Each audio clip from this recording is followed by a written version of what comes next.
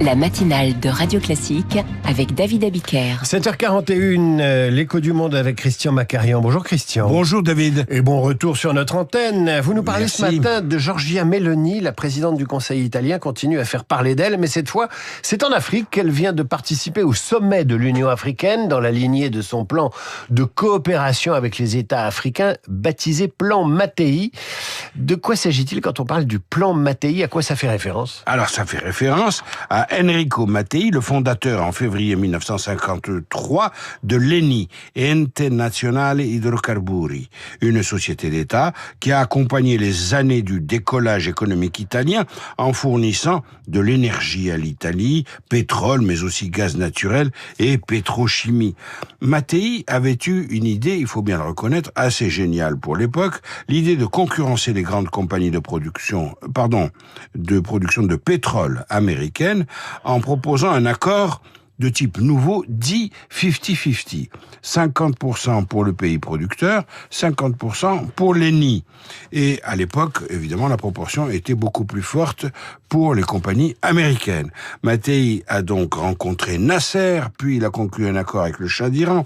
C'est un nom qui est resté, Mattei, très prestigieux dans le monde arabe, en particulier en Algérie. Simplement, Mattei, évidemment, s'est pris de sympathie pour ces pays fournisseurs et il a fortement irrité les Américains et la CIA. Il a aussi beaucoup énervé les Français parce qu'il a financé le FLN contre la présence française.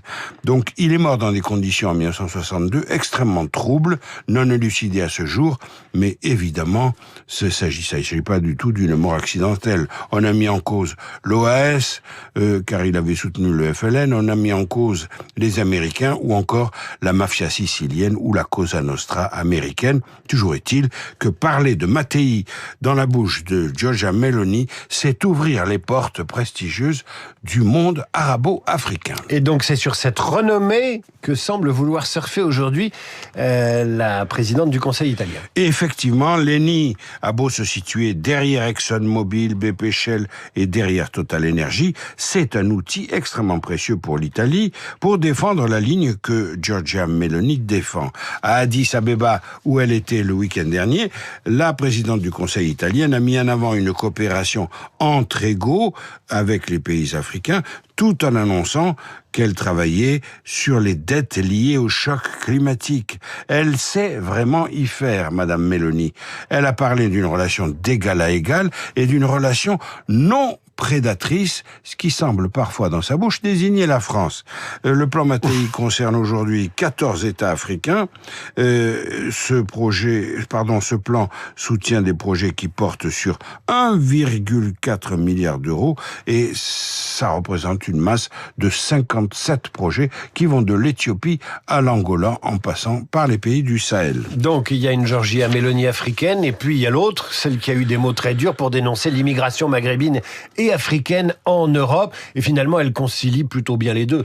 Et oui, c'est là l'habileté de Giorgia Meloni. Elle emploie le nom de Mattei pour embarquer les pays du sud de la Méditerranée dans son grand projet.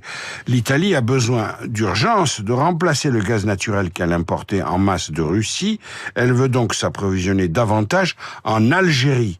Donc Madame Meloni a de très bons rapports avec le régime algérien. Là encore, suivez mon regard, ce n'est pas du tout ce à quoi on assiste en France, puisque M. Nunez se rend en Algérie. C'est tout éminemment d'actualité. Et vous irez au résultat de ce voyage dans les jours qui viennent, j'imagine. Immanquablement, faites-moi confiance. Madame Meloni, elle, s'appuie sur le gazoduc Enrico Mattei, qui part d'Algérie et qui va jusqu'en Slovénie en remontant, passant par la Tunisie, la Sicile et l'Italie. Donc c'est un axe qui fait de l'Italie une sorte de hub énergétique pour le sud de l'Europe. Et en ce qui concerne son discours sur les flux migratoires, comme vous le disiez David, Madame Meloni a conclu des accords avec la Tunisie, avec la Libye, avec l'Égypte. Elle investit près de 5 milliards d'euros dans ces pays pour décourager les candidats à l'immigration illégal. C'est ce qu'on appelait il y a quelques années en France le co-développement. Oui, mais là, il est un peu plus réussi que lorsque les Français, par exemple, s'en sont chargés. D'ailleurs, la meilleure preuve, c'est qu'il faut ajouter à ce bilan le fait que 300 militaires italiens sont restés au Niger, là où les Français sont partis, les Américains aussi. Quoi que l'on pense de Giorgia Meloni, elle a réussi une percée irréfutable sur le terrain international. Christian Macarian pour l'Écho du Monde, chronique à retrouver sur l'application Radio Classique. Il est 7h46, le journal imprévisible à suivre qui s'intéresse à tout ce qui est artificiel, à commencer par la neige des Jeux Olympiques.